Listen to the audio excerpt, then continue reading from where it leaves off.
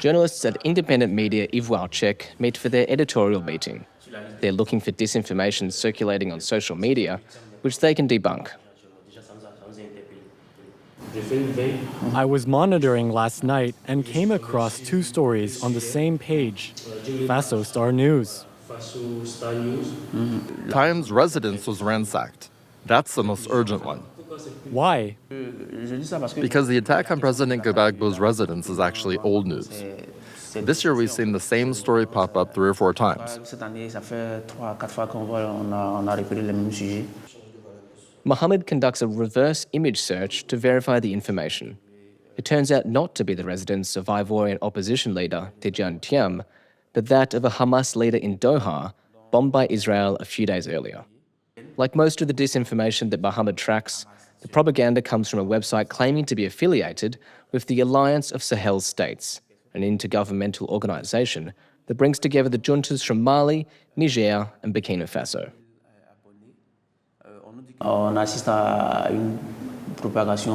We're seeing the spread of fake news targeting Ivory Coast, which is being disseminated by pro-AES accounts. The posts are coordinated. When one page shares fake news, the others relay it.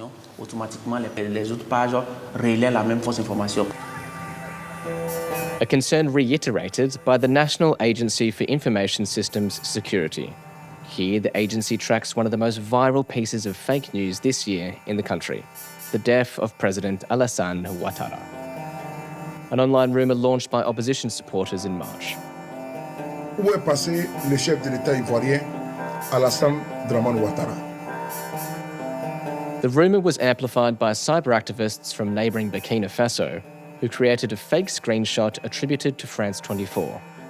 It was an attempt to destabilise public opinion and to undermine Ivorian society, according to Ivorian authorities. And it comes at a time when relations between Abidjan and Ouagadougou have degraded over the last months.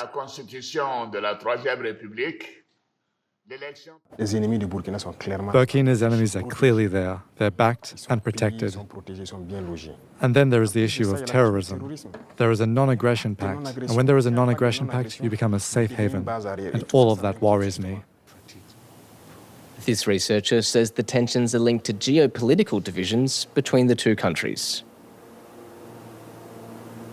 Burkina Faso has chosen to be close to Russia and Ivory Coast close to the West. For Burkina Faso, France is behind Ivory Coast and is working to destabilize the country, at least according to Captain Traoré.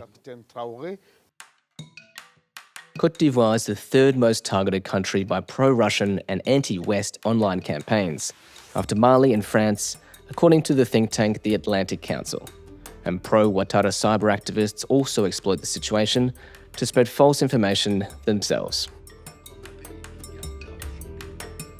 The PPACI and the PDCI are doing everything they can to create disorder in the country, leading to a coup d'etat or a war in Ivory Coast, so that the port of San Pedro can be given to Burkina Faso and AES countries, so they can benefit from free electricity for 5 years and make way for the Burkinabe soldiers to come in and colonize the whole Ivory Coast and steal our wealth.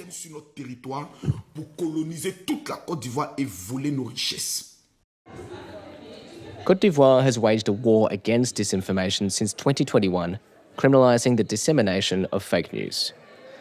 More than 50,000 citizens have participated in workshops to raise awareness about disinformation under the government slogan, "Online, we're all responsible."